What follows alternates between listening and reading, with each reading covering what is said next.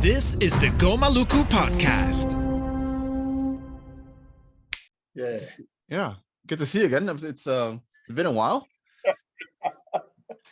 It is, and apart from this, my brother, you probably won't see me working around over there in the UN. Busy? I've decided to go down a different path. Okay. For various reasons, and I'm not getting any younger. I'm not an old man by any stretch of the imagination, but I just figured that if I don't do something with my life now different and utilize that knowledge and skill that I've gained in my 12 years as being a councillor for New South Wales Aboriginal Land Council, then nothing's really going to change for me. So right. I just figured now's a chance to do it. I just, that job I walked away from is a $130,000 job. I mean, it wasn't mine, it's guaranteed. It meant that I had to contend the elections, and they were 4-year election cycles. But I'd been elected once, re-elected twice, spent 12 years there, learned a hell of a lot, sacrificed a hell of a lot, and enjoyed a hell of a lot. Yeah. And the great thing, I got to meet people like yourself, Ghazali, and other people in New South Wales, certainly in other parts of Australia, but also, other Indigenous peoples that we got to interact with at the UN, all striving for roughly the same thing, albeit unique to our each circumstances. So it's been a good journey. I want to make sure that I control that process if I can. So I'm working for a local Aboriginal Land Council, which is so that we've got a 2-tiered structure. You've got the state based organisation, which is New South Wales Aboriginal Land Council, and then we've got 120 local Aboriginal Land Councils. This is what you would call grassroots, and so I've sort of gone from that top tier structure back to grassroots, and the view from down here is very different to what I used to have up there. And the access to facilities, funds wasn't an issue up at Param with NSWALC. Certainly is a struggle when you're down on the ground, and it makes you become a lot more resourceful. Certainly very, you look at things very differently. But thank goodness for that knowledge that I gained while I was there. So it's been good. Right. I'm looking forward to, whatever lies in front of me. And hopefully I'll be able to determine that. Albeit, this job is a 2-year job. I've had to apply for it. And I had 7 interviews. This one was the 8th one, but 7 interviews. None of them looked like getting across the line, and I just thought, I'm at that stage of my life where no bastard wants to employ me. But thankfully, I got this gig, and it's a matter of now of delivering on this particular program. But anyway, let's get on with what it was that you would like to talk about. I think we're off to a very great start, actually. It is like the whole reason for me to do a podcast. One is out of frustration, and 2 is out of legacy. Wanting to create a legacy, not for myself necessarily, but like to document the lessons learned of those that have gone before us. So that our next generations can stand on the shoulders of those that have have done the miles. And so that's why is one part of it. Other part of it is as well is a certain level of frustration that you've been in Geneva, and like it's as fun as it is, as good as it is, you always get to see the same faces, which is a good thing. There's continuity.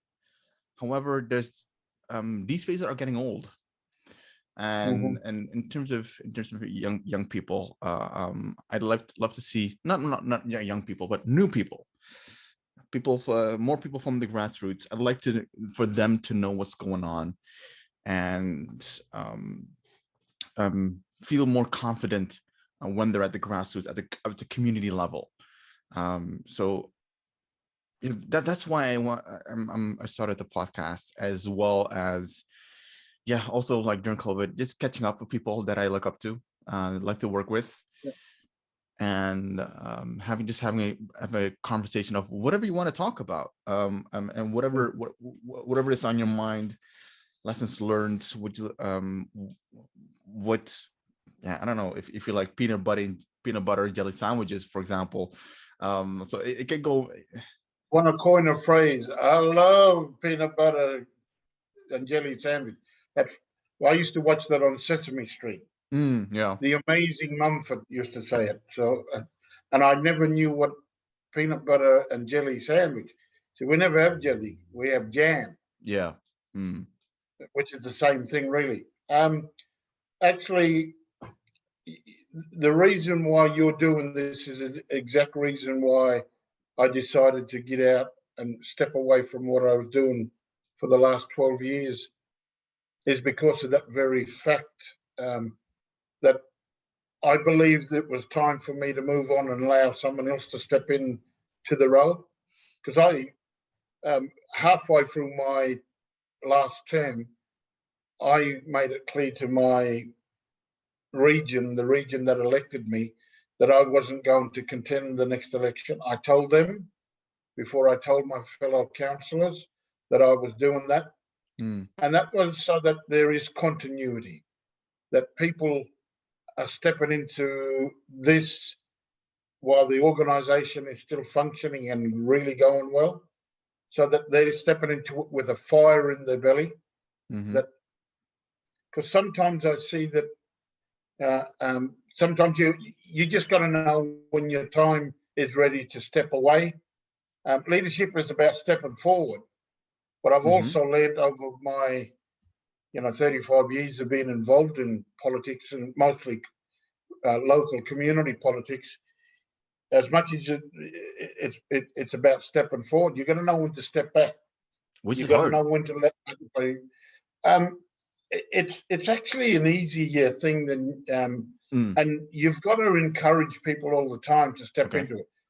But and I've learnt over years, because I got into it because people encouraged me, and I thought, well, if I don't do the same thing, that's how you get good continuity. There's nothing stopping me from maybe putting my hat in the ring again later on if I, so desire. But I think that's a step backwards. Doing what I'm doing now, I'm getting far greater satisfaction out of doing it. And I'm a bit like you, Ghazali. I lost my brother, one of my brothers, from skin cancer, melanoma. Took his life some years ago. And it was at that point in my life then that you question, righto, is this something that I want to keep doing for the rest of my life? It actually questioned, how do I enjoy life? Because he was 1 year older than I am. I'll be 57 this year. He would have been 58. And it's about, righto, what do you want to get out of the rest of your life? And how do you then share that with other people so that you empower them to move forward? But just as importantly, I want to learn more things.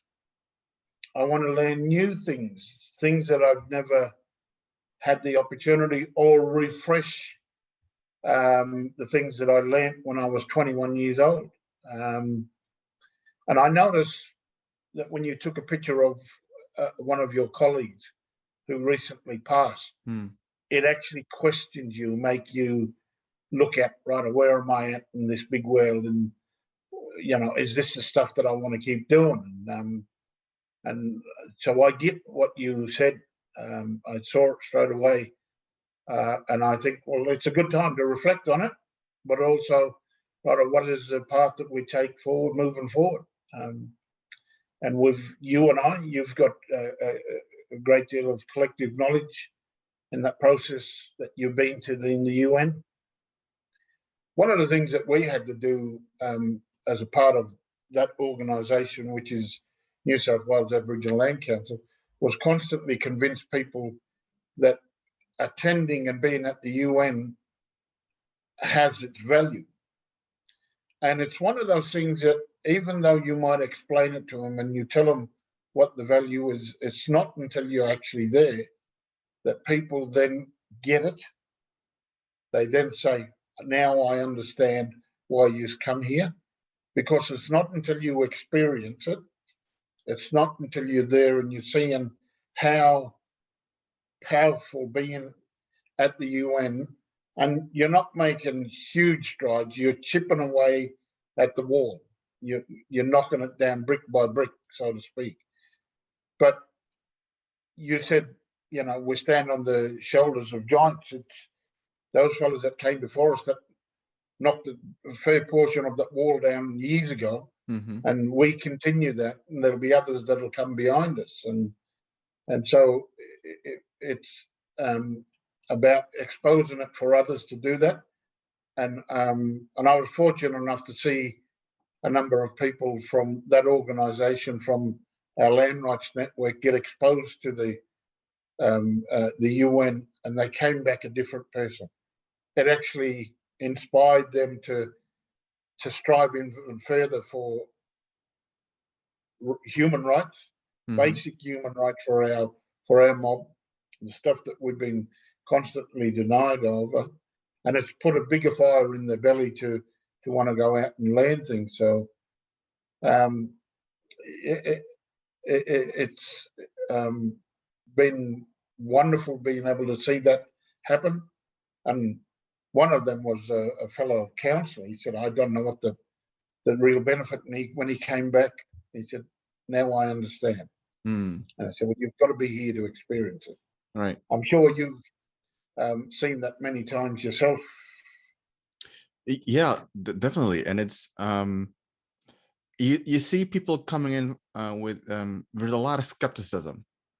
And I said, so first when they first go to the UN, and for good reason too. I'm not saying that it is the silver bullet. I'm not saying that it is it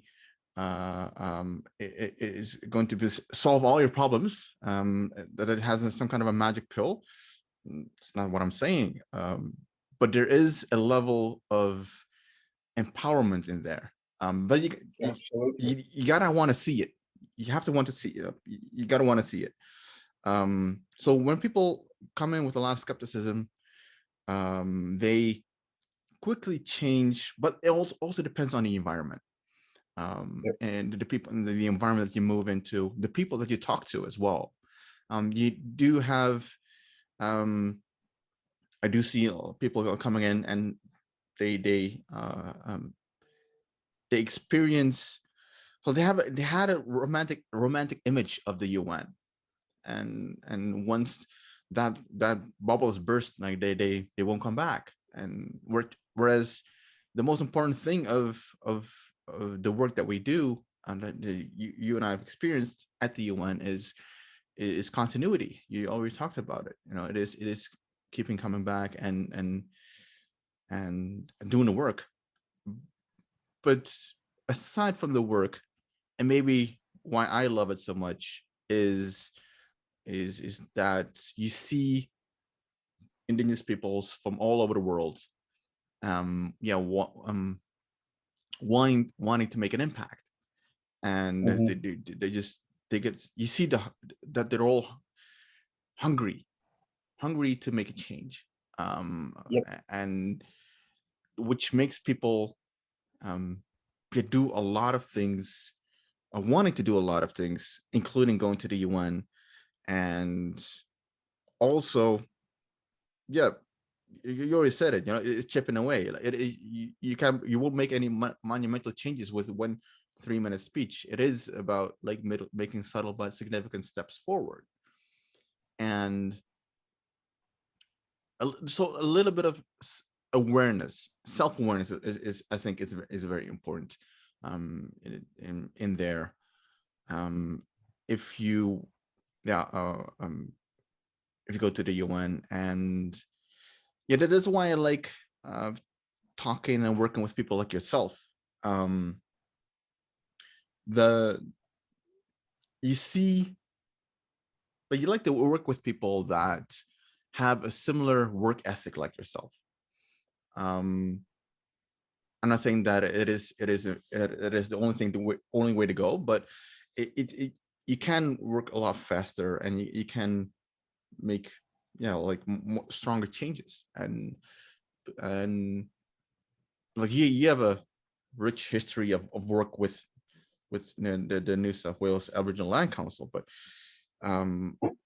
but your work ethic is something that I think people, more people, not just in the Pacific, not just in the Pacific or Australia, but like in general, should have the opportunity to learn a little bit about, knowing that work ethic, at least in my view, trumps everything. If you feel you're inexperienced, if you feel you're too young, if you or whatever reason you come up with to talk yourself down, I think work ethic, if you develop or have a strong work ethic, it can trump everything. Like, it can keep you going. Like, it doesn't matter if you I started in the movement at the UN when I was super young. Did not have a diploma. I was in I was in high school when I started going, and I just got my head down and like, all right, just roll up my sleeves, spit up my hands, and let's go. And that's how I work. That's how, my style, my work ethic, which works for me. And I also, which I would love others to know about, is that regardless of if you have a political science diploma or a master's degree in international law or whatever, which can be important, which can be helpful, but standing up for your rights does not require a nice piece of not at all, certificate. Yeah. It starts with that fire in the belly, isn't it? Yeah. And you get that mostly from your people, your community, or the circumstances that you're placed under. Yeah. I remember when I was a young fellow, probably about 20, 24, 25 years old, and I went to a meeting, and I went to the meeting, and I was about to, I asked a few questions, and little did I know, but I was plowing over old ground. Plowing over old ground was, a phrase that they use here, which mean they'd already talked about those things years before. And I was asking questions around that because I hadn't been exposed to this sort of discussion. The only world that I knew at that time was my community. And anyway, an uncle or a relative of mine came over and he said, "Come here, young fellow, I need to have a yarn with you." He said, "Now listen," he said, "see, all that stuff you asked, all of those questions you asked, they're good questions, but we've already dealt with them, nephew." He said, "I'm not rousing on you, I'm not telling you not to ask questions." He said, "But what I'm going to suggest to you, you take this on advice. What you do with it is up to you. But I suggest you just listen. Come to this meeting, just sit back and listen, see where we're up to in our conversations. And then if you think by the end of the day or near the end of the day, you've got a question that is relevant to where we are now, ask it by all means. Otherwise, come to the next one with that knowledge under your belt.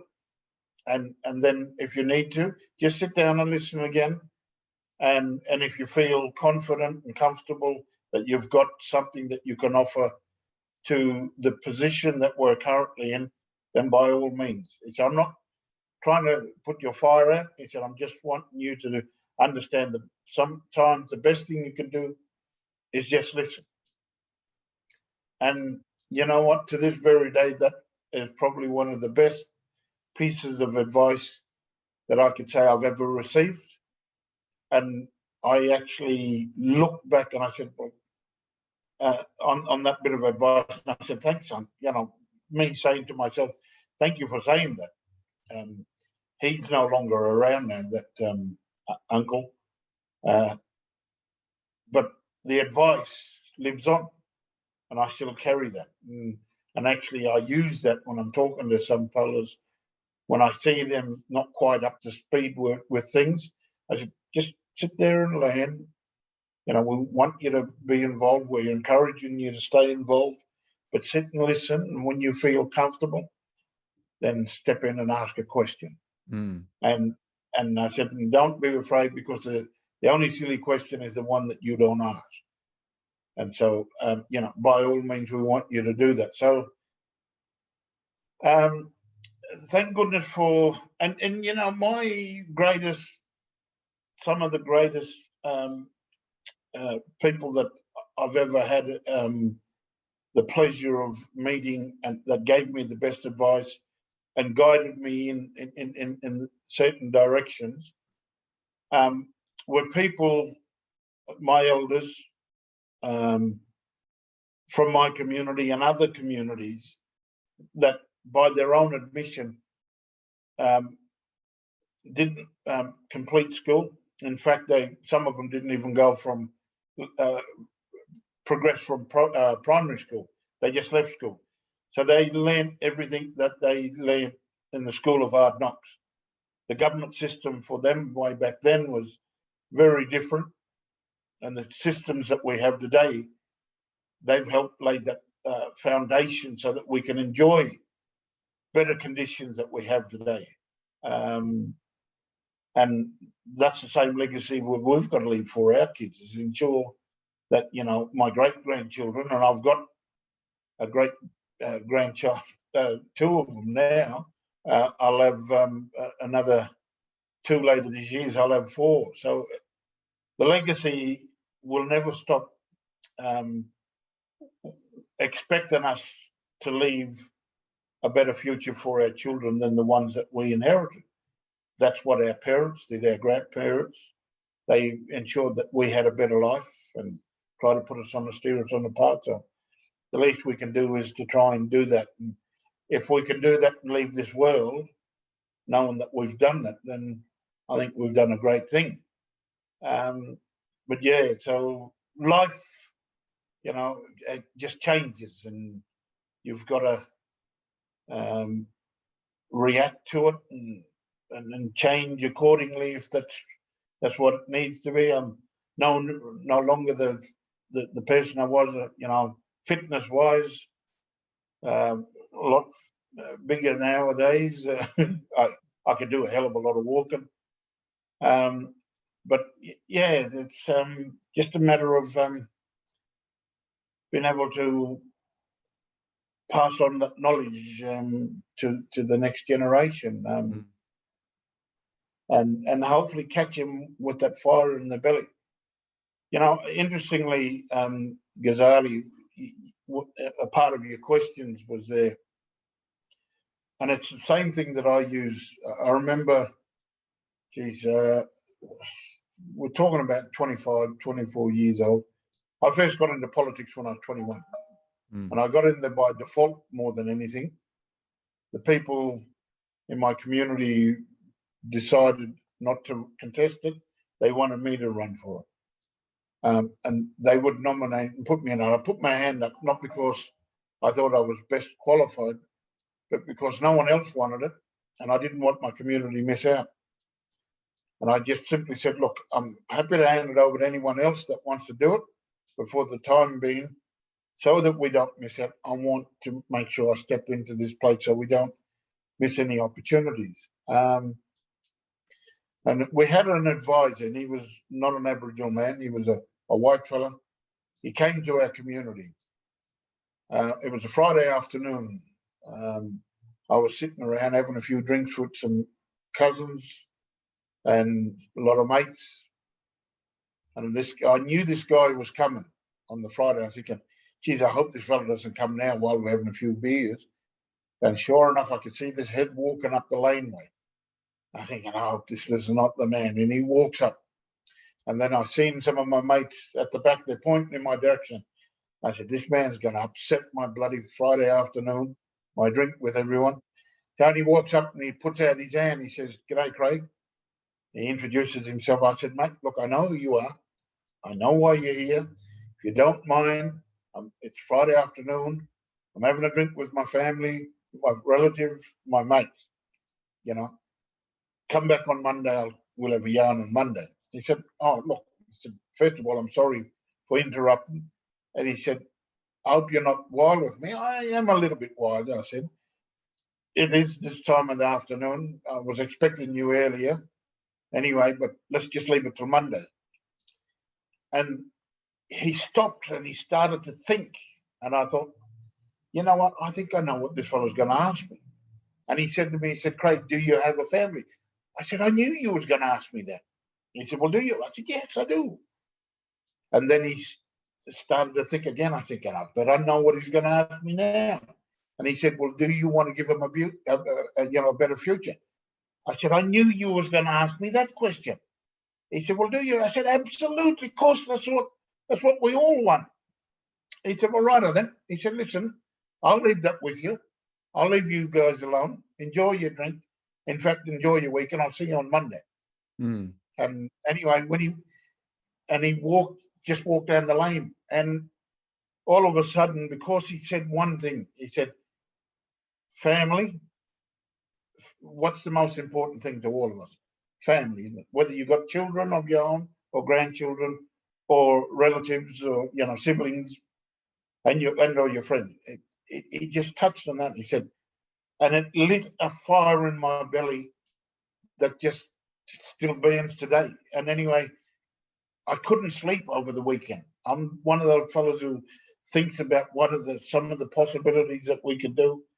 And when he come around Monday, I said, you bastard, what did you do that for? He said, what? What did I do? I said, man, I couldn't stop thinking about all of these things that we can do. He said, good. He said, you're the right man for the job. I said, I don't know about that. But he said, anyway, and he didn't do a thing for us. He said, I'm going to sit you down. I'm going to show you how to run your meetings, give you all the governance, give you the tools. I'm not doing it for you. You're doing it. And within his term, he had an option of 6 months. He said, but I think we can do this in 3 months. And we did. After 3 months, it was 6 months. After 6 months, he said, now you got an option of bringing in another person to do exactly the same thing, but they will be for 6 months, or you guys can do it, take the bold step and run your own affairs. He said, if you want my opinion, he said, I'm happy to give it to you. And I said, right, what do you think? He said, you can do this. You can make this work. And you don't know how scary that moment was, but it was also exciting that if we took that step forward, that it was going to be the point where we never looked back. It was, and that was going to be the rest of, and everyone that was a part of the committee at the time said, yeah, let's do it. And excuse me, with the support of some people, professionals in town, accountants and other people that was willing to give us advice, free advice, we managed to make a fist of it. And we learned probably the greatest thing, and that was about ourselves as as individuals about what was possible. And the only thing that wasn't possible is the things that we weren't bold and courageous enough to have a go at. And, you know, as you learn through life that you make mistakes, but you got to make sure that that mistake never happens again. Otherwise, it becomes a lesson lost. You got to learn from those lessons, and so we managed to do all of those things, and that was grassroots. Now we then managed to just do simple things, getting ourselves out of it, but it was all about starting from the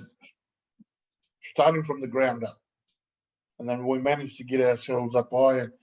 And you, like I said, the most valuable lesson you learn is about yourself, about what is possible, what can you do, what do you want to do, and then once you get exposed to something that just, you know, you become like a sponge, and it becomes bigger and bigger, and your length, the amount of knowledge and expertise and skills you learn also expands along the way. So, and I want to keep doing that.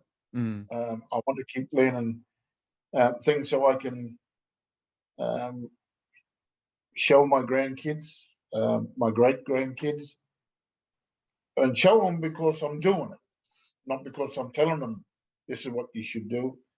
But my example is by actually doing it, and I explain it to them as well. But not just them; it's other people that I come into contact with, and I'm also very open-minded that these have always been two of my best teachers, my ears and my eyes. And what allows me to take it all in is this thing here. I just open my heart to all experiences, open my heart to learn from as many people as I can, such as yourself and other wonderful people that we've come across at the UN and other places that we've been to, for me in Australia, mostly in New South Wales, but other parts of the world, if indeed we've been to those other parts of the world. And I know you've been to the UN in both Geneva and New York. But yeah, so sorry, I can ramble on when I talk. No, I love it. There's so many good lessons, so many lessons in there that I think that it can help other people get a I won't say an advantage, but a head start. That in terms of mindset, I believe. And what I would well, I'm sorry, I was about to make an assumption, but better to ask a question. Was because you shared about, well, this was happening when you were 23, 24 years old, when you got jumped into it. Was it something that you were expecting to do anyway, or was in your mind before that, let's say childhood, life, teenage life, early 20s? Did you have anything else in mind, or were you set to do something else? So 17, 18, that same year when I turned 18, I actually was in another large rural or regional town, place called Dubbo. And I was there doing a carpentry course, and I wanted to be a carpenter. I wanted to be a builder. That was going to be my desired outcome. And I went back, and what it taught me is it gave me the freedom to be myself, to be an individual. And you got to understand from where the community I came from. I was very reliant on my mum. My mum raised me, my two brothers and sister. after a dad was killed, and he was killed when I was 2 years old. So my mum, who is our inspiration, all of our children's inspiration, she raised us. So I was pretty dependent on whatever she did. She taught me how to cook a little bit, taught me how to iron clothes, but I went to Dubbo and it was the making of me as an individual. I had to learn to make friends. I had to learn to buy my own clothes, cook my own clothes, make my room up, learn to get up to go to work 5 days a week. I had to learn to be responsible during the weekends and also during the week. And then whilst we were there, we actually learnt about how to build a house. We actually built 2 houses while we were there. And I became this independent man that was no longer reliant on, being around my mates, being around my family, and in particular my mum. I just became this independent person, and this independent person wanted to then go out and learn new things. I went back home and I got involved in just a small program that was doing basic repairs and maintenance to some of the community houses. Now, when I say community, I'm talking about community back then would have been about 300 or 400 people. That's the size of it. Today, there's only about 80 people that live there, including my ex and my grandchildren that live there. My mum lives there, cousins, nieces, nephews, and a lot of my friends. So that exposed me to that. And I only poked my head in at a community meeting just to see what was happening. When I poked my head in the door, someone nominated me to be on a committee. I quickly moved away from that, but I did get involved in it. Now, Ghazali, my life experience in being involved in community politics or governance has taught me that I'm of the belief that governance or that path chose me. I didn't choose it. I wanted to do other things. Actually, there was a point in my life where I actually wanted to go and study to become a preschool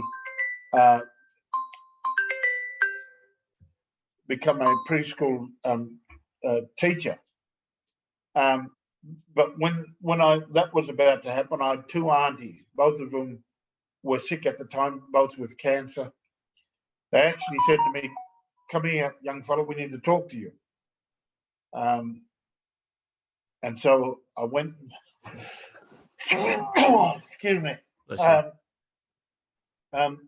And I went over and had a conversation with them, and they said, "Look," they said, "Now, nephew, we're sick." I said, "Yeah, I do." And they said, "We're dying." I said, "Yeah, I just don't, talk about it. We don't want you to go yet." "No, well, it's a fact of life. We're going to die, but we want you to do one thing. We want you to promise us that when we're gone, we're no longer here, that you will look after this place, look after our place." Because Murrum Bridge, where I grew up, is a resettlement community. It was never a community there. People may have gathered on it and moved across it, but the government, in their wisdom, decided to move some people from various places and plonk them into this Aboriginal community, which they call the reserve or a mission. And my mum was 8 years old when they first built the houses and moved people there. And my 2 aunties, so I'm talking about 90, 92, 93. My aunties, no, actually, it was a little bit earlier. It was actually closer to 80, 88, 89. And anyway, they said, we want you to promise that you look after this place. I said, "But auntie, I'm only young, I want to do things. I want to go somewhere." They said, "You can ask some of these other fellows. There's older people than me. My aunties, uncles, your nephews and that, you should ask them." They said, "No, we want asking you because we trust you. We know that you can make this work. I said, but I've got a young family, and I want to go out and do things. They said, no, trust it. We want you to promise that you look after it. And I said, oh, don't do this. They said, promise us. Promise that you look after this place. Make sure it's going to be ours. I said, oh. And I said, okay. And I did that. I never told anyone. Never told my ex. I never told my mum, my siblings, anyone. Never told anyone that I made this promise to them old girls. That was my promise to them. Mm.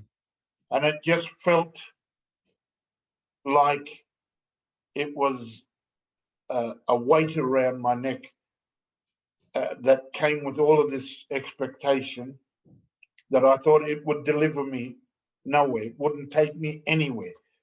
I was going to be, just run down. And anyway, but I made a promise to him. And then my ex-partner's grandmother asked me the same thing. She said, son, make sure you promise that you look after this place when I'm gone. I said, no, what?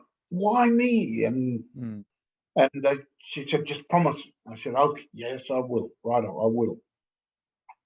And so when you make a promise like that, you're in it for the long yards, and what I thought was going to be a dead end that would lead me nowhere, it actually took me on this wonderful journey, a journey that made me the person that I am today. It taught me so much about myself. Mistakes, I made plenty along the way, but I had a lot of support and people that would pick me up whenever I felt like I was falling down and said, dust yourself up, boy. Come on, no time to be, falling down now. No, you got no time to be weak. You got to be strong. You got to be doing all of it. So it took me on a journey. So the governance of being a chairperson on a local community organisation is not a dead-end path. If you use it for the right reasons, and I got involved for the right reasons, and that right reason was my family. I just wanted to give my family a better future, and then I made that promise to the Hardys to look after the community. And along the way, geez, just the amount of things that we did as a community and people, I learned so many valuable lessons, and one of them was we was involved in a program that was learning about viticulture. Mm. It was an idea, strange idea from an Italian fourth generation grape grower who wanted to introduce us to viticulture purely from an educational perspective, but not one where we were actually sitting in a classroom, because all the fellas that we were doing it with, they were all mature age. They dropped out of school. I was the only one that went, there was a couple of others that got their school certificate, but most of them dropped out. They didn't want to be in a classroom. Their training and their education had to be practical, hands-on experience. And we did. We actually turned that idea of viticulture into a product, and we made it the second Indigenous wine in the world, the first and only Aboriginal wine in Australia. We made that. That was our idea. We took a concept and we said, let's make this thing work. And along the way, man, we discovered so much about ourselves. Everything that people said we couldn't do, we proved them wrong. You black fellas, you Aboriginal fellas, you won't make this work. Well, we did. You black fellas will, drink all the wine. Well, we didn't. We didn't sell it for Aboriginal people. Now, even today, we make up 3% of the population. If you designed your business to 3% of the population, you're mad. No one would go. You wouldn't make any money. So we said, no, we're not making it for us. we're making it for you white fellas. You're the fellas that drink it all. Yeah. What we're going to do is sell this product, but we're not selling wine to you. We're telling a story about our culture, our people, our community. And it just became this wonderful idea. Unfortunately, to this day, it doesn't operate. But was it a success? And I often ask the questions, mainly to government. I said, how do you measure success? What is success to you? Because success to me is a very different concept. I measure success in different ways. If it shifts you from the mindset that you had first of all to where you currently are, that anything is possible, I see that as a success. And we took an idea, a concept that was outrageous and so far out that it actually started going getting noticed around the world. And we designed it, everything. The label was designed by a local artist in our community. And people said, well, are you going to have his name on it? I said, absolutely. They said, but no one else does it. I said, we're not anyone else. Wineries, vineyards, they used to be able to say, we've been in the industry for decades. I said, you know what? We've been around for thousands, hundreds, tens of thousands of years, 40,000 years. So what we've got is culture on our side. You've only got wine on your side. So we've got a product that you'll never have. And people said, where do you get that from? I don't know. That fire in the belly. I had no idea on how to sell wine. I was the person that had to go out and promote and sell the wine. And they said, what does it taste like? I said, I don't know. I've never tasted it. I said, you better learn what it tastes like. And so I started drinking the wine. I said, hey, this is all right. And to this very day, that's all I drink. I only drink wine. I don't drink beer, never drunk beer for ages. But, anything is possible. And I say to people, if you think sitting on a committee on a little organisation, whether it's a land council or a medical service or a sporting committee, don't think of it as being a noose around your neck. Think of it as being an opportunity or a doorway that can lead you down a path to take you wherever you want to go. But I said, the mindset that you have to adopt is open your eyes, open your ears, open your heart, and you can go wherever you want to.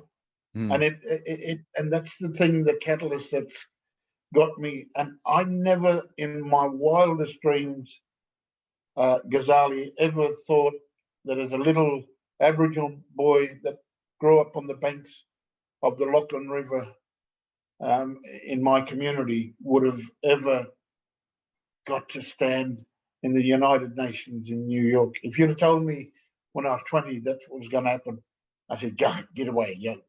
You're mad. That won't ever happen. How am I going to do that? Well, little old thing of belief and people guiding you. So I believe my people that are passed on, my spirits, my ancestors have guided me down this path. Because as much as I did not want anything to do with governance, but it's every time I try to get away from it, it keeps inviting me back in. Admittedly, I've got to accept it, but I believe that leadership, and I hate admitting it, but leadership chooses you as much as, and all you've got to do is accept that that's something that you want to be involved in. It chooses you. And I've seen this happen to so many people. The fake ones, and you've seen what's happened over in America, that think that they're the leaders, it sorts them out very quickly. But there are those that are chosen and that they're in it for the right reasons. They do it for the right reason. And it takes you down all sorts of different paths. And you know what? very grateful for that opportunity. And I actually looked at a picture of myself when I was about 21, 22. Mm-hmm. I'm sitting there looking at that picture of myself, very skinny, by the way. I'd be lucky to put my arm in the trouser leg today. But I looked at that young fella, and you know what I said to that young fella when I was looking at him? I said, thank you. And then I did this. This is me. I said, thank you. Thank you for having the courage and the conviction to follow through. Thank you for putting your family and your community first, and the rewards came as a result of it. And I said, and look what you've done. You've given me so many wonderful opportunities along the way. So, you know, it's something that I often tell people. I just come from working in a particular community that were, it was a land council. They were under administration, meaning that their governance and their administration failed. So they had an administrator placed over them to, you know, fix up their systems, get things back in place, hold elections to elect the board, and then go through a process to select the CEO. And I had to go to that community.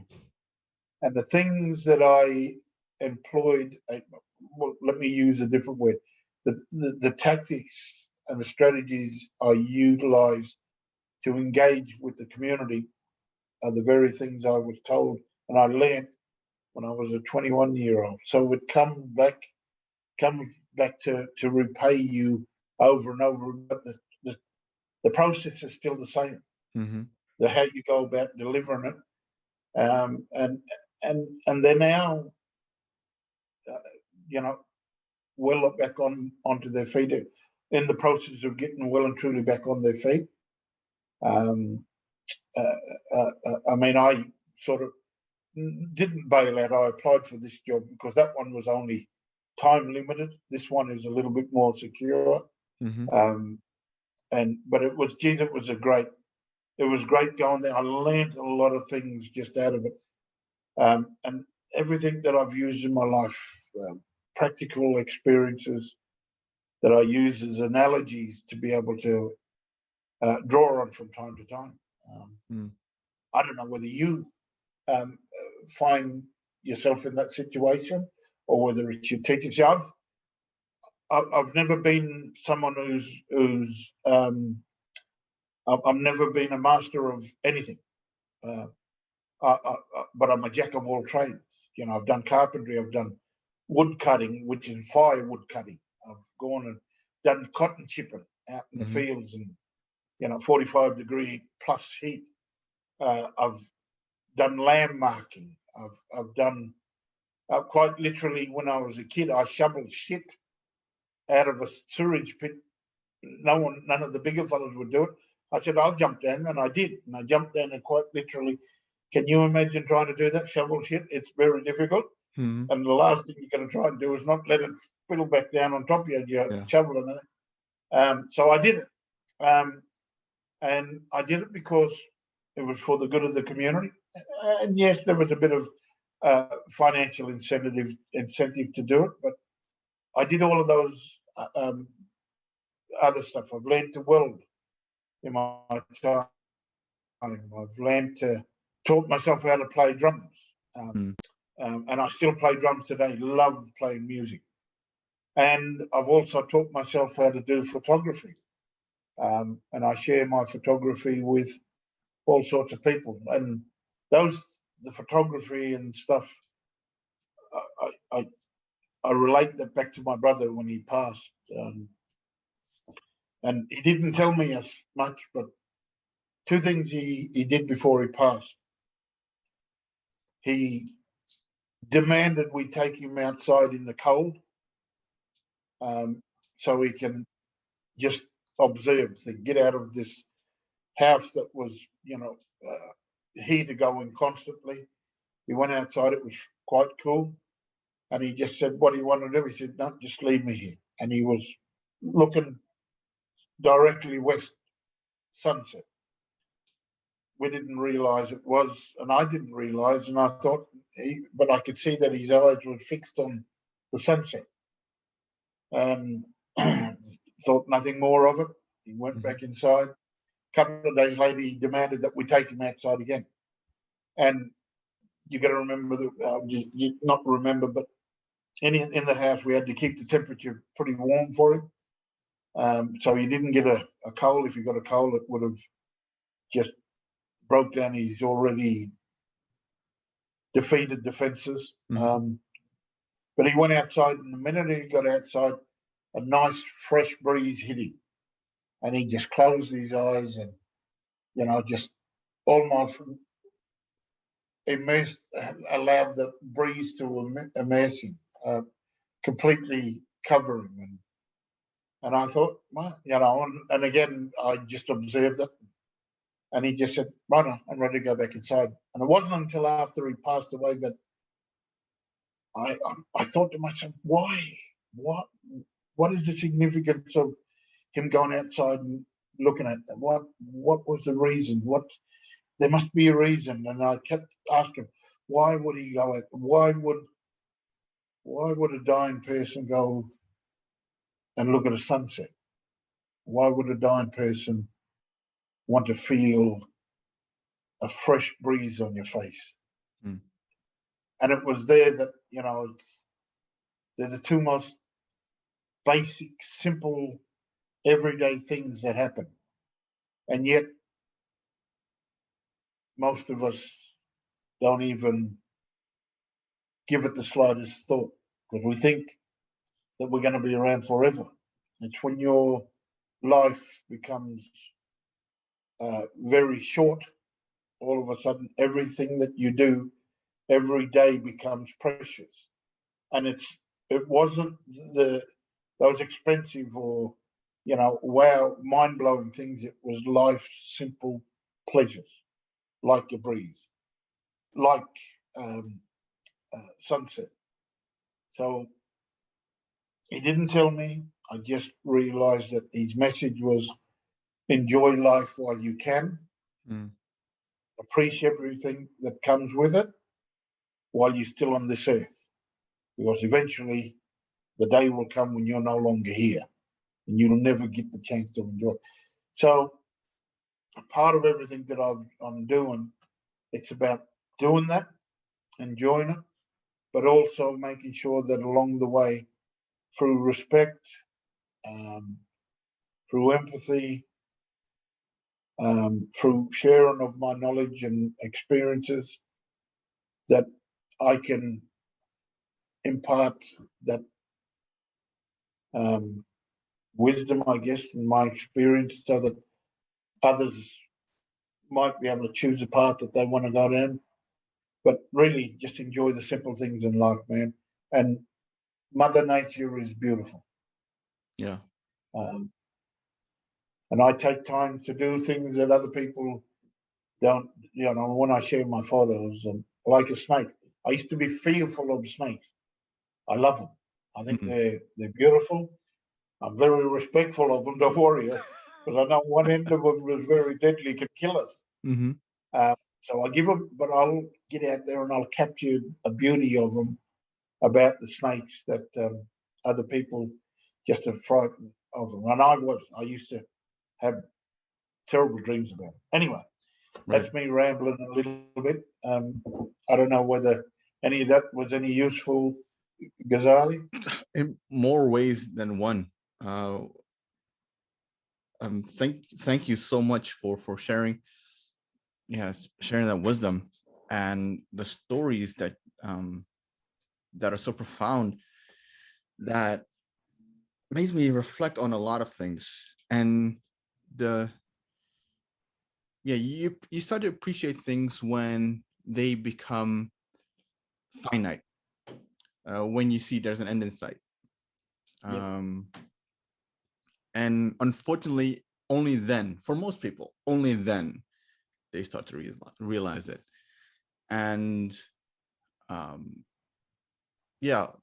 had a lot of family. I've had several family members that passed away due to cancer, or suddenly my mom passed away all of a sudden a couple of years ago, and now all that actually triggered me also to think about, all right, what is a life is fragile.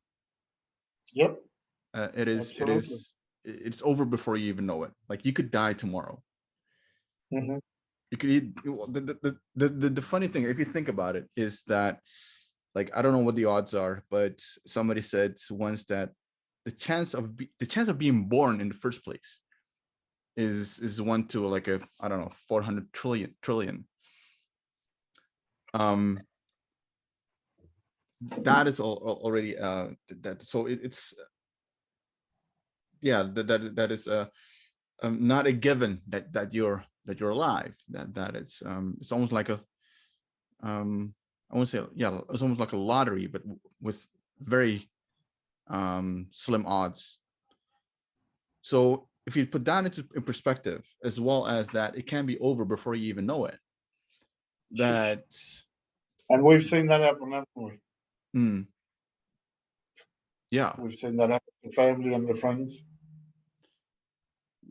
which makes me realize that conversations like these are super important, or with people in general. Just conversations with people are important. It also made me realize or ask the question, how well do I know a person? And because I know, like, for example, my friends or family, how well do I know them? And so it's all in that sense. And this is a weird way of saying it, is that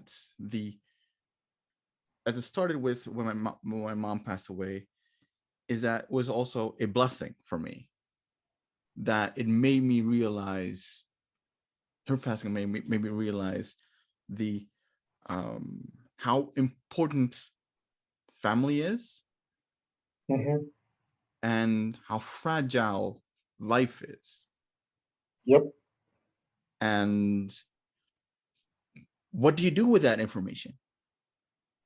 Like that, which is up to you. And that information, for me, is like, all right, I have to step it up now, because yeah, there's so many things that I still want to do, and not that I really that I'm not going too fast, that I miss the basics, the fundamentals of it. And, going for a walk, talking to people, enjoying the sun, taking a deep breath. No, so sorry. I think I'm more intentional now with things that I do.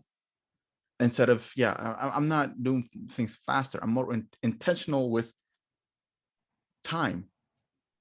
And it is, and I talk about it with some people, and I'd love to hear your thoughts about it as well.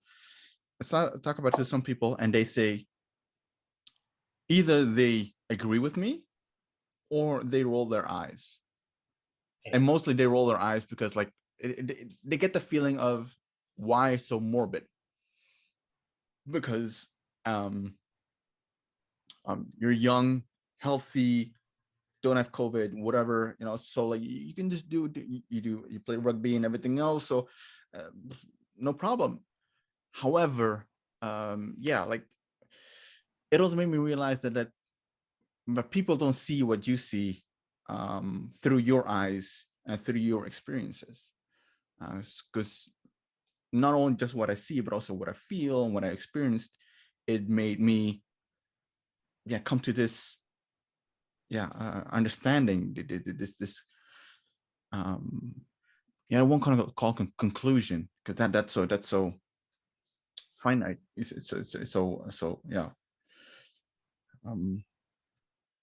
how did you, like what is, and obviously my mom played a big role in my life, so how what is your mother like, and like how big of an influence was she in your life? Quite strict when we were growing up. Never allowed to swear.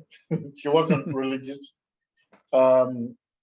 She made it, you know, and you might relate to this, and you may not. And, some of your listeners might. But growing up in the community like I did, which was an Aboriginal mission, family wasn't just your blood. You know, you had some of your my brothers and sisters were my cousins, and not just my first, but my second cousin, third cousin. You know, they were my brothers and they were my sisters. And my uncles weren't necessarily my mother's brothers or my mother's sisters, my aunties and uncles. They're the elders. We were taught that we had to treat them with the respect of their uncles. And I knew that Mum told us, you know, if you go down the street, which was, you know, down away from where we used to stay with our nan and pop, she'd say, be careful, no messing up down there, because there's a lot of people watching what you kids do. And if you get into trouble or you misbehave, they will tell me, or I've told them, given them permission to smack you on the backside. So all of a sudden you knew you couldn't mess up, you weren't allowed to. There was a community that looked after your well-being. And just on dark, if I was walking home, one of the aunties, you could smell home cooking. You can smell things like Johnny cakes or dampers cooking, which is bread that we would cook, that we'd make ourselves. And you could smell it, and they'd say, who's that there walking? You know, no street lights, but I'd walk along the road. Who's that there? And I'd sing out, oh, it's me, Auntie, and I'd give her my name. She said, you had a feed, boy? And I said, no, Aunt. She said, well, you can come here, boy, have a feed. But you have a feed and you get straight home. Your mother be worried about you. I said, no, Aunt, I'll keep walking. Because she's singing out to me now. She said, well, that's good. Get along there. She said, don't you leave it till dark to get up, you know. So people looked after, and they're fond memories. Those old people, and those old girls used to speak the language, the lingo, but the particular tribe was Ngiyampaa people. They would speak the lingo, and our classrooms wasn't in a classroom; it was out on the riverbank. They used to go out fishing, and while they were out fishing, the old girls would, you know, throw their line in, put a worm on the line, or this thing what we call a shrimp from out of the river, put it on the line and throw it in, and you know they'd be sitting and talking in their language. And back in 73, 74 was the last time a white mission manager was in charge of the mission. And they expected you to live under their rules, under the government rules, not to practice your culture, not to speak your language. You had to do it. If you did it, they would threaten the grandparents and the parents with removal of the children. And even well after the white mission manager left, my grandmother was always fearful that that white fellow was watching us. I said, man, he's gone. No, he's there watching. You've got to be careful of these fellows, you know. So I was fortunate enough that we grew up in that sort of an era, that environment where people looked after you. I've got to say it's different today. So that pedagogy environment that we grew up in isn't around because of the systems. They want you to get out and get on your own. They want you to move away. And people try to do things to better their own life.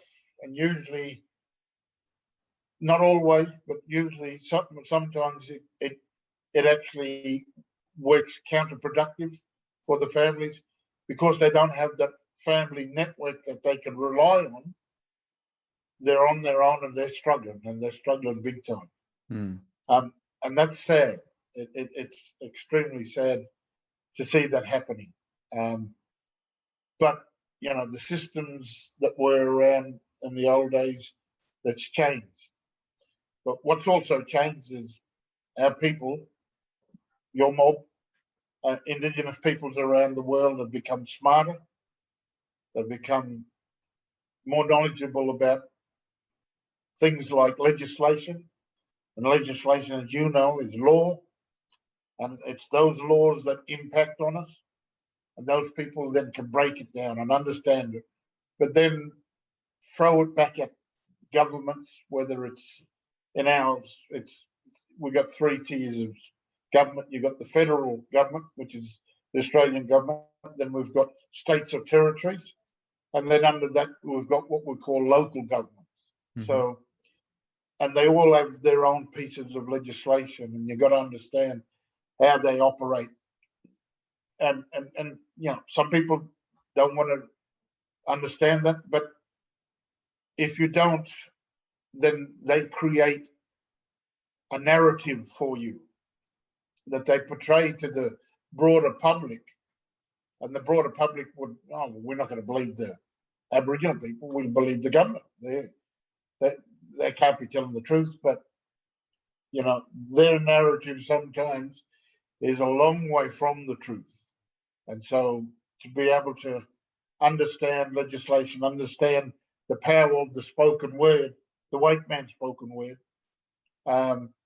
it means that you can then start to create your own narrative, which is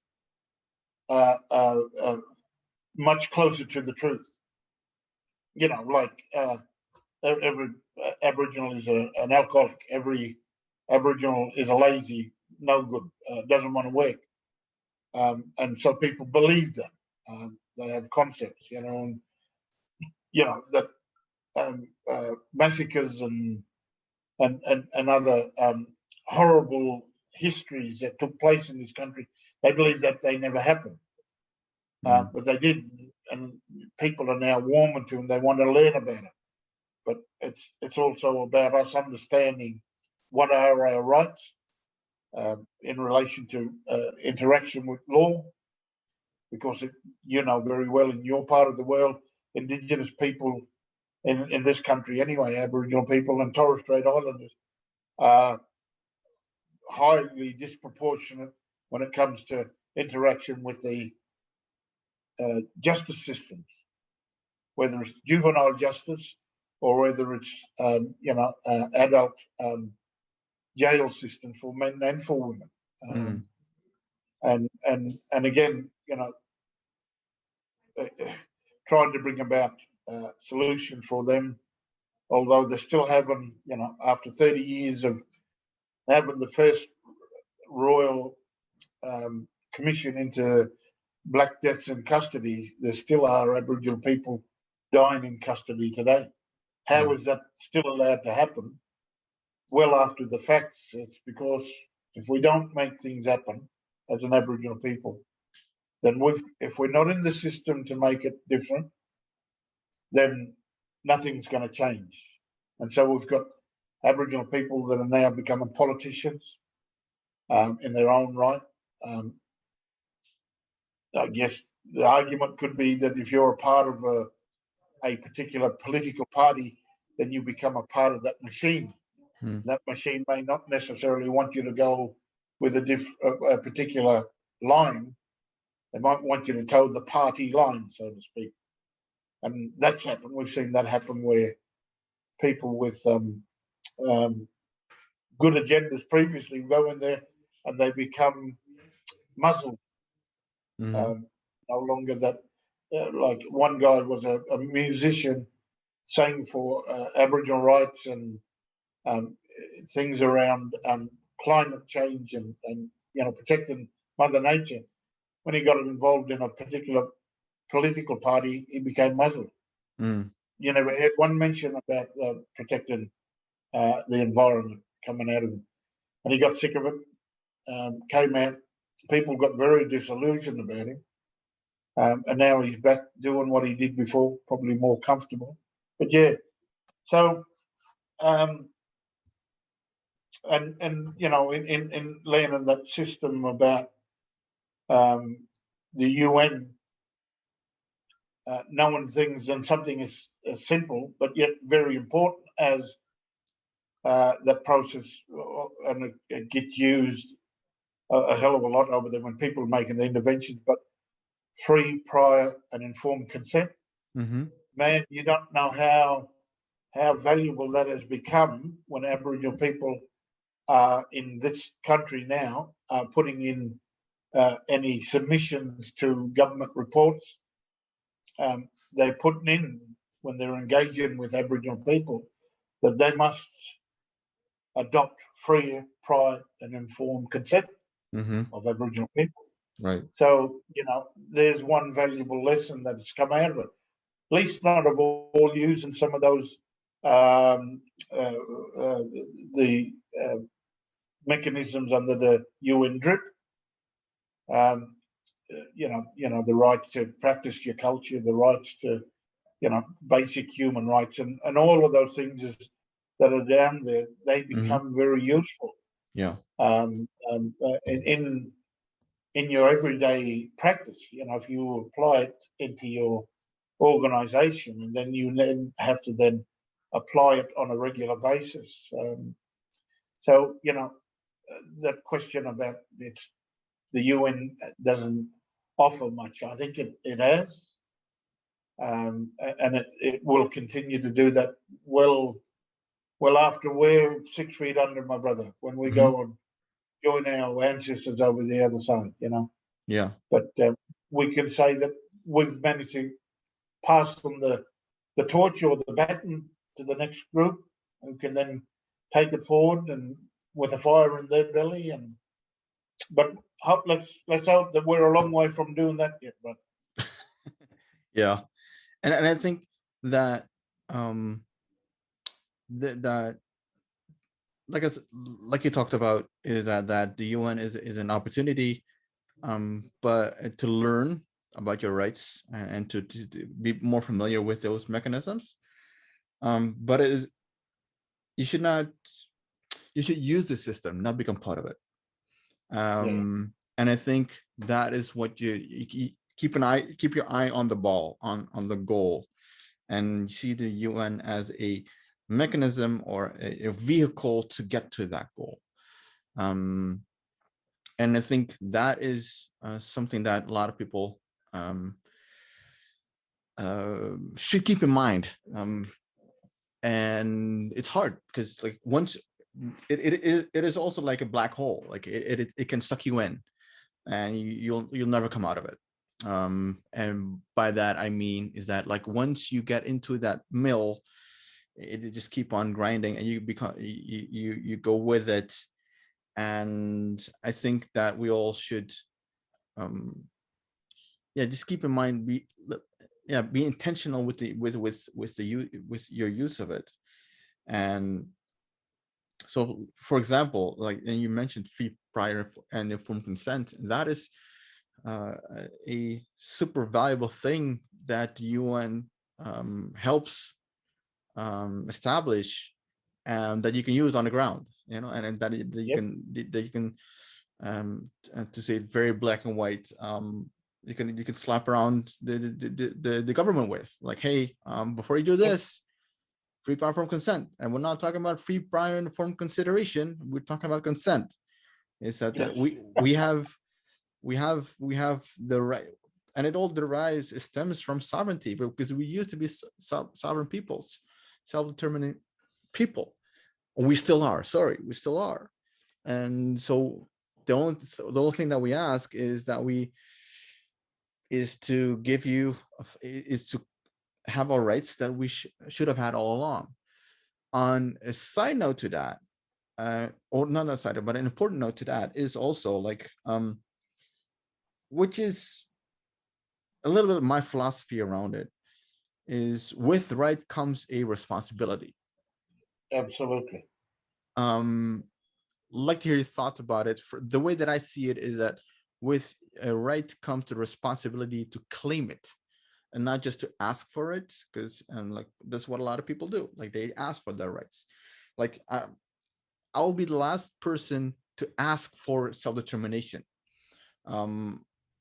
Self-determination is something that you have to claim in the many ways and shapes and forms that you can do. Like, for example, in you engaging, or your mob engaging in viticulture is, in my view, also foremost self-determination in many more ways than one. It's economic, financial self-determination, cultural self-determination. So it is, claiming it. And I think that is, I'd love to see that more with the indigenous peoples. Like, yes, we have our rights under the Declaration. However, that's only the beginning of it. You cannot cook and eat the Declaration. That it's just a piece of paper. If you just leave it at that, but you have to you have to breathe life into it, use it, and which is that responsibility. Otherwise, like, people that have gone before us in establishing those rights, or establishing this declaration, or human rights in general, I don't want that to be in vain. And I think the best way for us to honor that they've made sacrifices. They've made a lot of sacrifices to get to that point. Like, I only heard a small part of the stories, but like, people had to scrape together money, like, because they had their jobs, families, and everything else, just to be able, and their community work as well. So on top of that, you had this whole layer of drafting the Declaration in the 80s and the 90s. Huge sacrifices that they have made. So they have made sacrifices. Yourself, you have made sacrifices in more ways than one. And I think it is for people like myself and younger people and new people that they go into the movement, whether it is in Australia, Pacific, or Indigenous peoples at large. The only way that we can honor your sacrifices and those that have gone before us is by continuing to work and breathing life into what they have, what you have, walking down a path that you've paved. No, not that path that you paved. Sorry, now I'm trying to sound like Obama. But yeah, you are right. You're on the right path. You are paid. And one of my favorite quotes is choose not to walk down the well-trodden path. Instead, go down a path where no one's been, so that others can follow.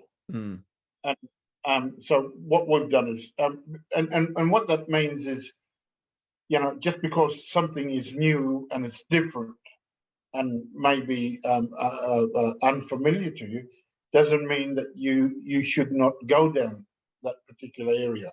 And just like we did with the grapes, I mean, one of the things getting involved with viticulture that stopped us was, they said, why not have a go at it? We said, well, blackfellas don't do that sort of stuff. And they said, what? He said, yeah, blackfellas don't make wine or grow grapes and make wine and that stuff. And they said, are you fair income? We said, yes, we're fair income. Get us another program. And he came back and he said, listen, fellas, it's either viticulture or it's nothing. And so we accepted it. But then we made it something into that fit us, not the other way around. We didn't conform to what it was that they wanted to do. If it didn't suit us, we didn't get involved. If we didn't model it to suit the needs, and an organisation, no matter how big or how small, each of them have got their own constitutions and their own structures that they've got to work with. But they're each a vehicle, and each of those vehicles requires someone to drive them. And in the case of an organisation, whether it's a board or a committee, which would probably more than likely have a chairperson that sits at the front, at the head of them, they're the ones that have to be the drivers. So the vehicle is that thing called the organisation, whether it's a company or just a community-based one. Where you take it is really up to the people that are the drivers, up to what the community really wants. If the community says, well, this is where we want to go, can you take us there? And then they've got to have the belief, the resources to allow them to get there in the first place. Because you don't have the resources, well, it's not going to go very far. But it's as simplistic as that. And again, I use that to people that say, it's just a vehicle. Don't get afraid of it. Don't get scared of it. Yes, it comes with the requirements. It comes with responsibilities, and some of those responsibilities are huge. But you're only responsible back to your own community. So if you stuff up, then you're impacting or you're hurting your own people. So just be mindful of that. And again,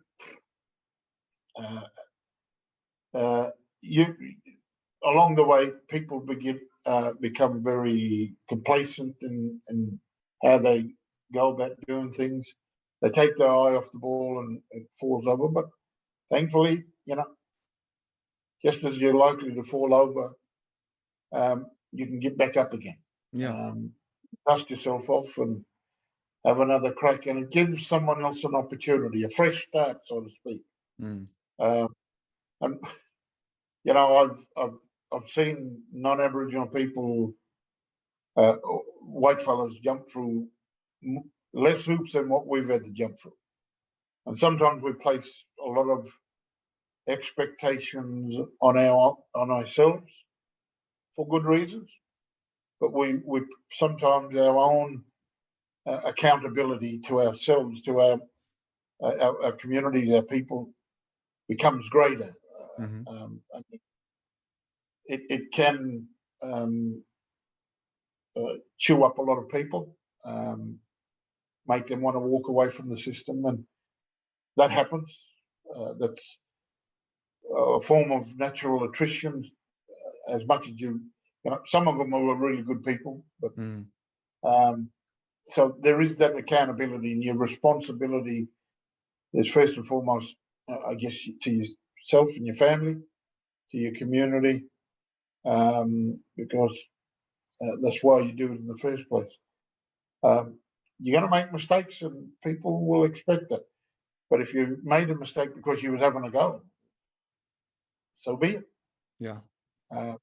Again, as long as you learn the lesson from it, there's enough people around to teach you stuff. And the internet nowadays is full of useful information that you can get access to. I mean, 2007, when I first became a councillor on New South Wales Aboriginal Land Council, that's when I first learned how to text. I didn't know how to text before then. So the world has sharpened up and it's moved significantly since then. My grandkids are already learning how to use a phone. My great-grandkids, the littler ones, there's one, she's about, I think she's 2 years old. She's already knows how to handle a phone better than most elderly people, So our kids are shifting into that world. They're grasping hold of new technologies. We've got to make sure that we remain relevant and make sure that we bring the elders along with us. Maybe they don't want to learn all of that new technology, but we don't leave them behind in all of that process. Right.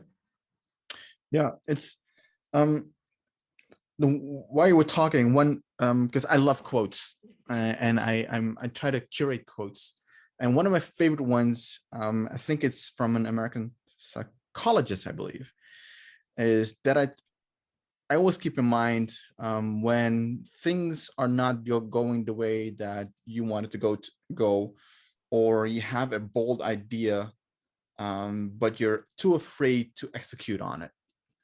And it can be about on various reasons, inexperienced, or it's just yourself, that you need a bigger group, or you need an entire community, or a mass of people.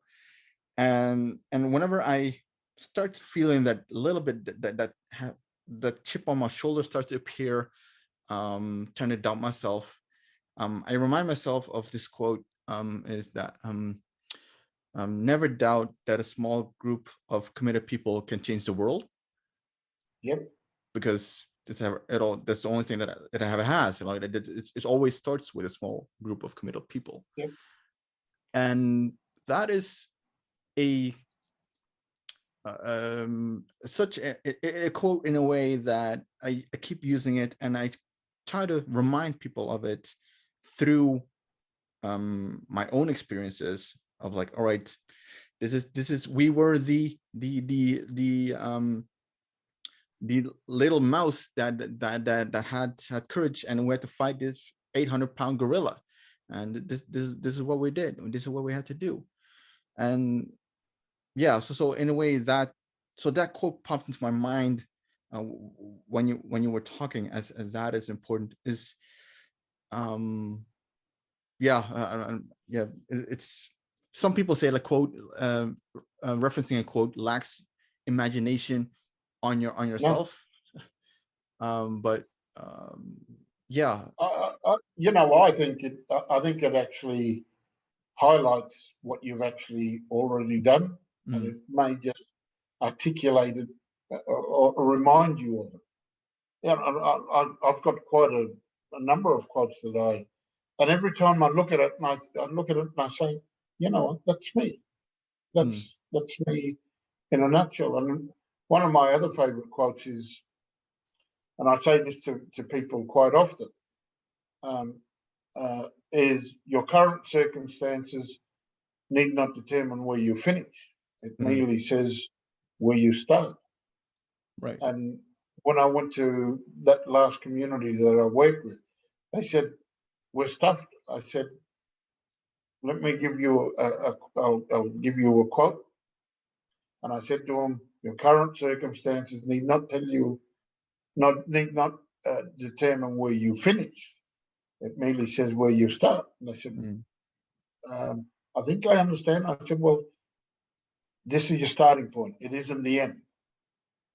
This is not the end of you. It's merely where you're fresh start. And I said, oh, right on. I said, every time, I said, you're going to fall over. We do fall over. And we fall over because some of the people that were there either walk away, and that knowledge and that expertise walks out with them. Retention of knowledge and expertise is usually one of the things that we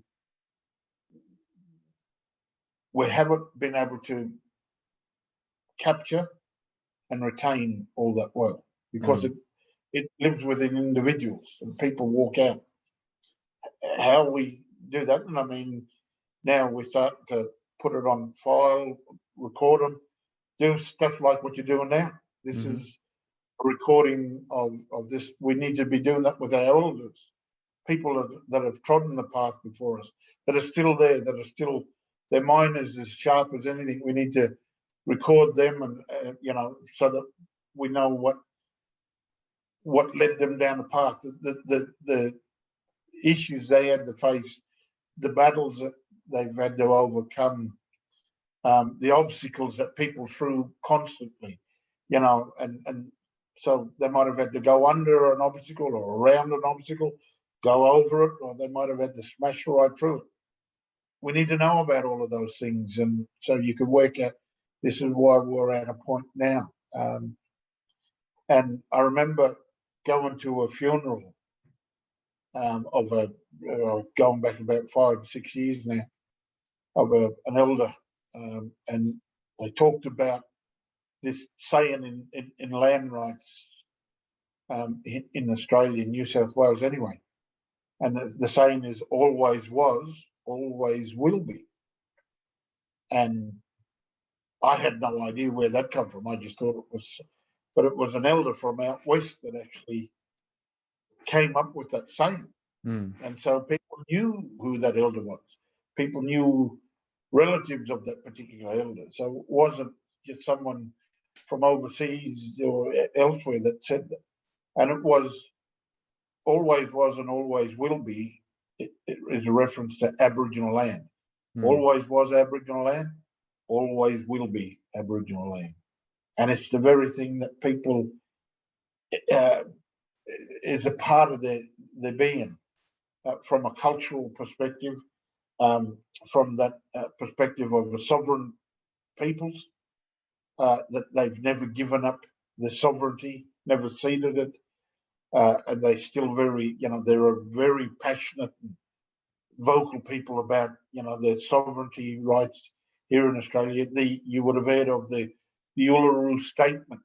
I was actually a part of that Uluru Statement up in at Uluru, and I can remember we each had to break into our little breakout sessions, and I was sitting in there, and there were people with worlds of experience, lots of years of experience, and there were young ones there that are going, Aboriginal men and women that were going through learning to become lawyers and qualified. Man, and I just said, well, our future is secure. But they're just the tip of the iceberg. But those older elders that were in the room were teaching the younger ones about how this come about and how that come about, and various things. And they started to, and it gave them context to when they stand up. They know where a lot of that stuff. And when we got in and they put that statement up, although I was in the one breakout group all the time, everything that we said in that breakout group was captured in that statement. And what they put in there, this is a gift to Australia. So the group weren't saying, give us this and give us that, although that'll be a part of it. But it was about saying, this is a gift from the Indigenous people, Aboriginal and Torres Strait Islander people of Australia, from whatever nation they're from, to the rest of Australia, to join with them. Right. And that was powerful. It was so, I stood there and I think, oh my goodness. And it came about and it captured all of those things. So, in terms of that responsibility, you said, there it was there, and they've continued that fight. They're now trying to push the government, get the government, Australian government, to commit to a voice to Parliament, which is one that cannot be taken away simply because a particular political party is no longer in play. Usually once they go, a program can be easily thrown out the door. It was bipartisan. It needs that bipartisan. It's still an argument. Many people are now signing up to be a part of that Uluru Statement. So, there was a song in Australia here, an Aboriginal man by the name of Kev Carmody came up with a song called From Little Things, Big Things Grow. And, there was something, but even though it's not word for word from the UN drip or parts of those mechanisms within the UN drip, you can see it is sprinkled over that Uluru Statement, Uluru Statement of the Heart. Yeah. Brother, can I just say one thing? When it comes to 8 o'clock, because it is now. Yeah. almost 12 minutes to 8 p.m. at night. Can we wrap it up? Stumps at 8 o'clock, if that's all right? Yep, that's okay with me. It is like I said, it is not an interview, it's just a conversation. So like whenever you feel like, all right, I'm getting tired because you had a whole day already. Yeah, it's fine with me. Is there anything that you would like to conclude with, or maybe Can I ask you some questions? Sure, go ahead. What was the fire in your belly that got you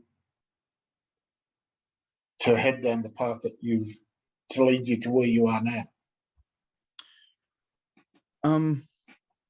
The fire in my belly was the following my mom. She went down the UN path when she was 17 at a very young age. So at first, when I was like a small kid, she took me with her, did not even compute what was happening. And then when I was a teenager, it started to compute, and it all started to make sense. What being Indigenous means, what we want to do, what we want to achieve as Indigenous peoples. And it was a light bulb moment that went off in my head, and the many lessons that my mom gave me. The first lesson that she gave me was, one is, you're not a diplomat, you're a freedom fighter. Okay. Meaning, just roll up your sleeves, spit on your hands, and go for it. Go walk the walk, and don't just talk about it. That was one of the many lessons that she gave, and it all shaped me in a way to the vision that she had. It is not necessarily like the path that she created, but the vision that was so new, still is new, innovative in a way that she had parts of it, and the fire in my belly is to continue where she could not continue, and to see it, because I really believe in that vision, is that our Indigenous nation of Maluku Indigenous peoples, we used to be independent, to not only to regain our independence, but also to do it on the foundation of our Indigenous heritage, and to be a strong part of a strong force of Indigenous peoples all around the world. Be that like stuff like, be very innovative and new in it, is like mutual recognition is what people have been talking about, create this network of indigenous peoples, helping one another, and those kind of things. So that's so she gave me the principles, a clean palette, all right, and these are the colors. You paint what you want to do, what you want to see. And I like that. And I think that is that's because I wanted to be an architect before I went into law school. I was laser focused on becoming an architect. So in retrospect, if I look back to it, everything that I did before has small aspects of it. Architect meaning I love to create something from something out of nothing. I also wanted to be a lifeguard for some reason, partly because I watched too many episodes of Baywatch, I believe. Is that the Hoff was good. The Hoff, well, not just the Hoff, to be honest. Yeah, just wanted to protect people, and I loved a series like MacGyver, because it's trying to be resourceful. So all these things actually, it all adds, like in retrospect, when looking back to it, it's you already like, your childhood already gives you hints of what you'll become, or what your strengths are, your core strengths are.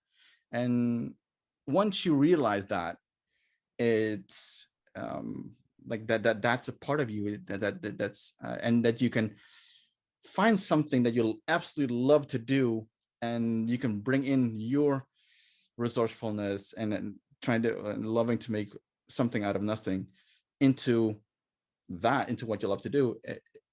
It just keeps the fire going. It keeps me going. And it's not just a fire in my belly, but it's like a supernova, in a way that it's like, just literally, I get up in the morning and I go to sleep.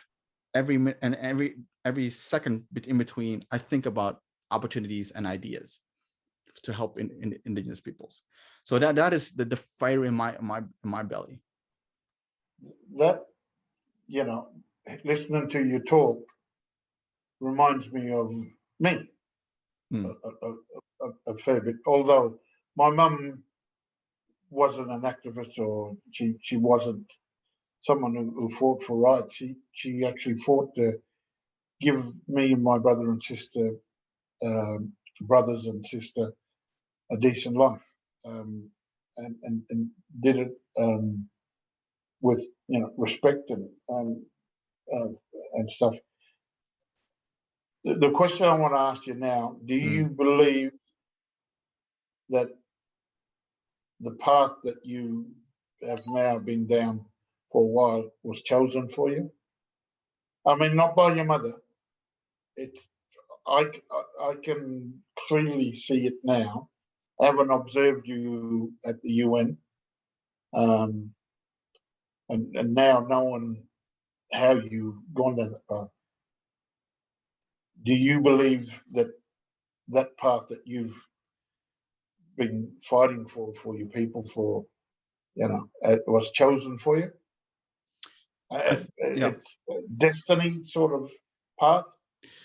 I think it was there for me to find. It was already created, and and that it was a process for me to get to that path, to get down that path, and maybe ancestral. I like to call it ancestral navigation. That they helped me find it. That was definitely part of destiny for me to do what I do, and more importantly, why I do what I do. So yeah. No, it's interesting. Interesting that you wanted to go down that path of being an architect.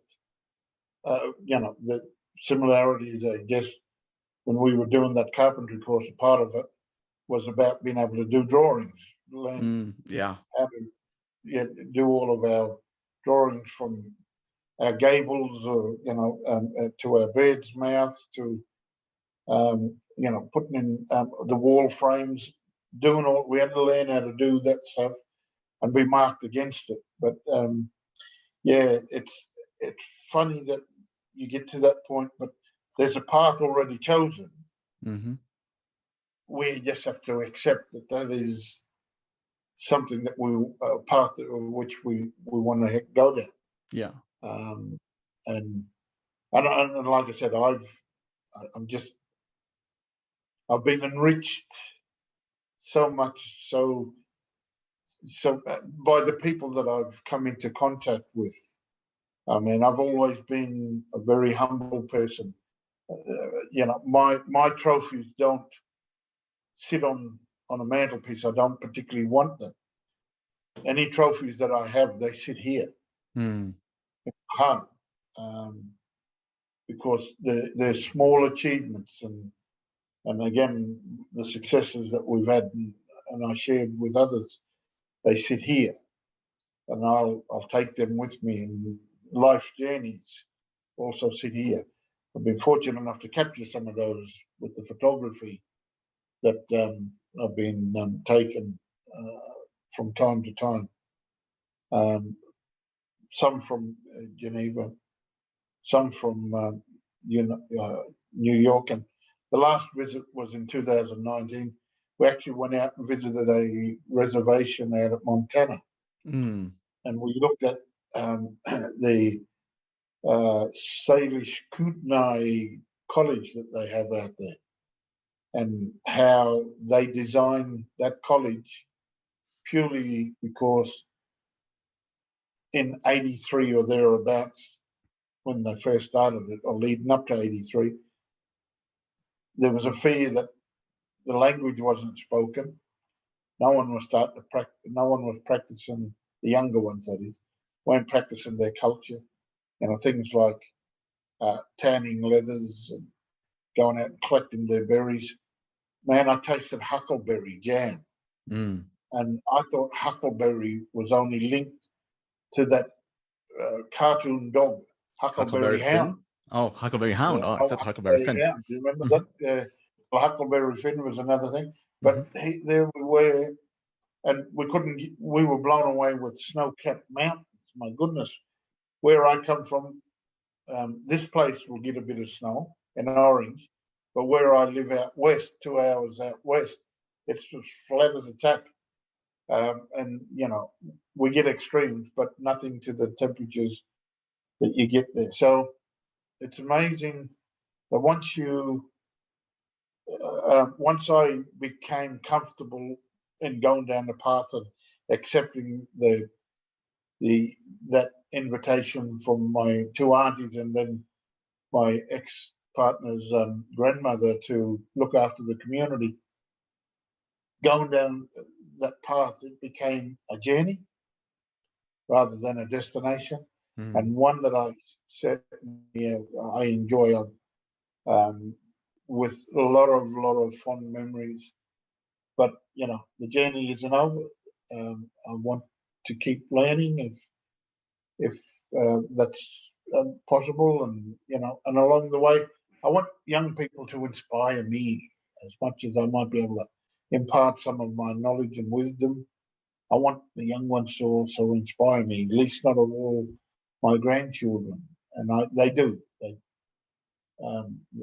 They inspire me just by being where they are, right, and who they are, and that's my nieces and nephews and other people as well.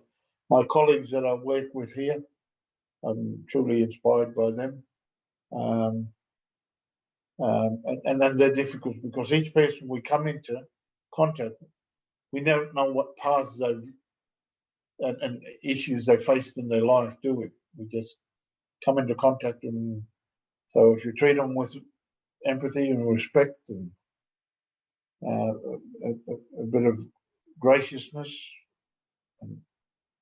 and yeah, no, hopefully they'll enjoy it. Appreciate your time, my brother. It is. Look, can I say thank you for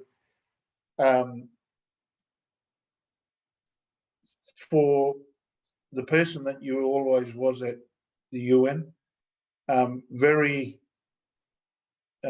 much a respected individual, although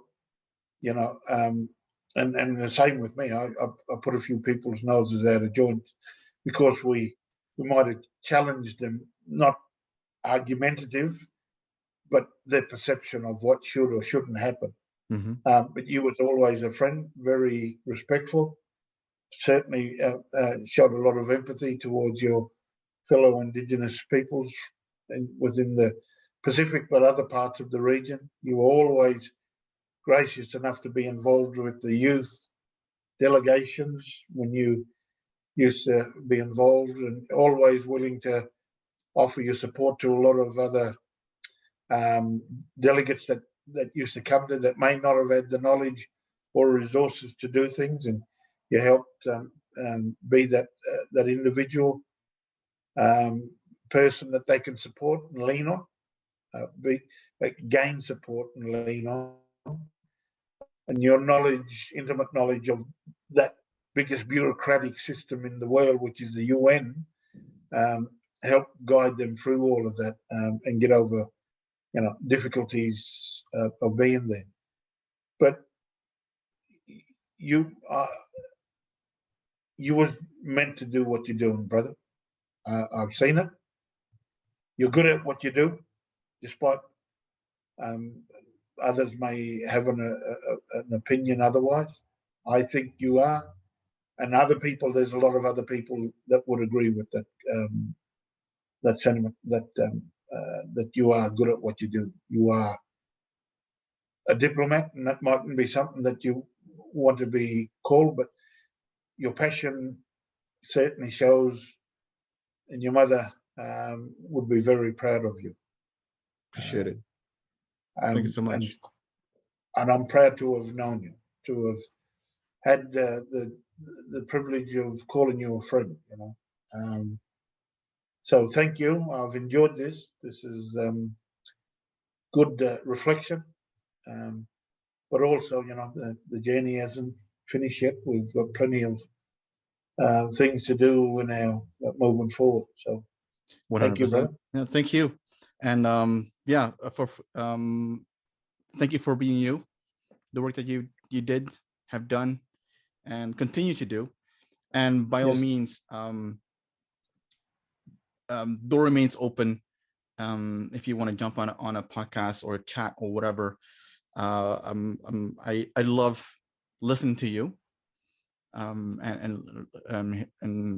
So it is a what else can I say? It's a privilege to have worked with you, and I hope to learn more from you in the future, if albeit outside of the UN.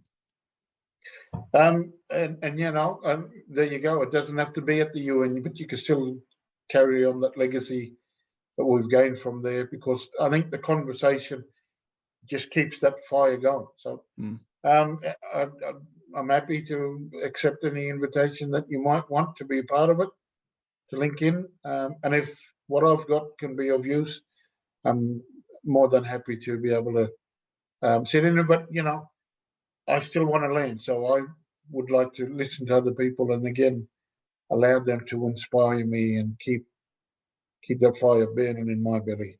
I'm sure it will keep burning. Yep. Craig, thank you so much. I know it's late over there in Australia, so I'll let you go off there now to you and use.